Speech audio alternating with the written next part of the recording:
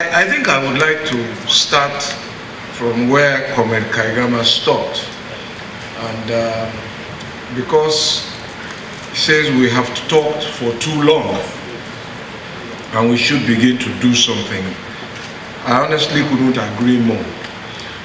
But it is also perhaps important to understand the opportunities that this kind of forum provides. And I am optimistic that if we utilize the opportunity appropriately, this kind of gathering by those who feel the pinch across the value chain might help us to really put the problems in perspective. And from what I have seen over the years, I don't think there's any doubt at all that Nigerians can build houses. There's no doubt about that. We build for ourselves, we build for corporations, and so on. But I think the heart of the matter is the theme of this conference: expanding access to affordable housing. I think that's the heart of the matter. And I have seen the list of the discussants here: Professor Ian Gete, Mrs. Ukere Aluzie from my ministry, Akim Oguniro, who has put the UPDC brand on the global. I think that they have sufficient experience to share the problems and the realities of the industry with participants. But I think the time has come as a people to first define and agree what is affordable before we begin to even discuss expansion of access. What is an affordable home? And I think this is where some of the problems lie. It has helped to leave expectation at large. Perhaps we haven't come to terms with the fact that not every country, in fact, no country, from the statistics from the Chairman House Committee, no country has achieved 100% home ownership. So 100% home ownership is an utopia. Home ownership must also be distinguished from access to shelter, because people can rent. And it is that mix that is important. Therefore, some people's salary will just never be enough to afford a home. Now, what is the concept of affordable home? And I think that we owe a duty here as the leaders and shapers of opinion to frontally speak to members of the public through resolutions that come from this summit about what we think is an affordable home. And so in that way, I believe we'll be able to manage expectation. And I have asked the question, does somebody who earns 18,000, what kind of home should he expect, or should he expect none? Or should he expect that he can move from 18,000 in a career ladder up to 100,000 and therefore reaches the point where he can step onto the housing ladder? And so these are some of the things that I think distort the assessment of our deficit. Those deficits have been classified as some very large figures, and perhaps they may involve a concept of providing homes for everybody who is an adult, for example. I don't know how those numbers came about. I don't know how the parameters for defining them. But no matter how big the deficit is, I think the most important thing first is to define what is a legitimate expectation, that if I have this, I will be able to get on the housing ladder.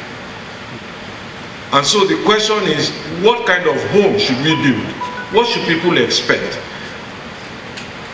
Because across the length and breadth of this country, people are actually building houses, and many of them are empty.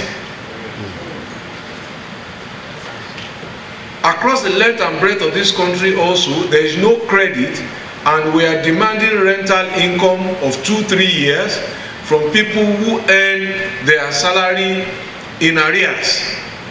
We're asking them to pay it in multiples of advances. Again, that leaves access, it constrains access to shelter by rental. There are debates about whether government should even get involved at all in housing. The question I ask those who make that argument is that apart from government-led initiatives, which have not in any event been sustained, where is the sustained private sector affordable initiative that we can point to that has reached those very vulnerable people? And I think the important thing here is to have a synergy between government and private sector. Issues of exchange rate, issues of imports of building materials and so on are some of the policies that governments control. Access to land is a matter within the special domain of the state governors. And therefore, unless we have that partnership, really, and a clear direction of where we should be going, we would have difficulties. Let me close by saying that even this year, where we have a 35 billion naira provision in the budget, the best that we can hope to achieve with that is a proof of concept, that a concept that we are developing in the ministry will work. Because 35 billion naira split across 36 states and the Federal Capital Territory amounts to under $1 billion. When you do the math, it's 900 and something million naira. How many houses will that build in the very first year? But what we are seeking to do is to first develop a design that is not a single one, because we have seen from the tests and the surveys that we have carried out that there are different cultural predispositions across the country. And therefore, we have to accommodate those cultural predispositions if we must even get people to accept what we have offered. Some of the previous initiatives haven't had occupancy because the cultural dispositions in parts of the country have not been receptive to them. Some parts of the country will just not live in flats. They prefer to have bungalows. But can their income support it? Some of the surveys that we have done interestingly show that some parts of the country still reject the idea of a toilet inside the house. So you have to build for that kind of thing and put it in the courtyard. Some are as strange as suggesting that, look, between in-laws, male and female should have separate toilets. Now, every additional toilet is cost. Can they afford what their culture dictates? And so these are some of the issues that we are dealing with. But we have evolved, as I said at our last housing conference, 12 designs. We are narrowing down to 6 that we think we can replicate, having a response to the cultural needs. But that doesn't solve the financial needs. Now, there must also be a mindset change. There is nowhere where people have expansive access to housing where houses are bought on a cash and carry basis. So some of the things that will be needed to expand access is a mortgage culture and an economy that is so informal that a larger part of the monies that our citizens own are not traceable in the banks will not be the incentive for having a mortgage culture, because the builder, the developer wants to see from your bank account what your income stream is like before he can offer you a house, because he fears the risk of failure, he fears the risk of default, and he fears the difficulty of repossession. So, ladies and gentlemen, I strongly think that the most important thing that can come from this meeting is a definition of what is an affordable home. I wish you fruitful deliberation.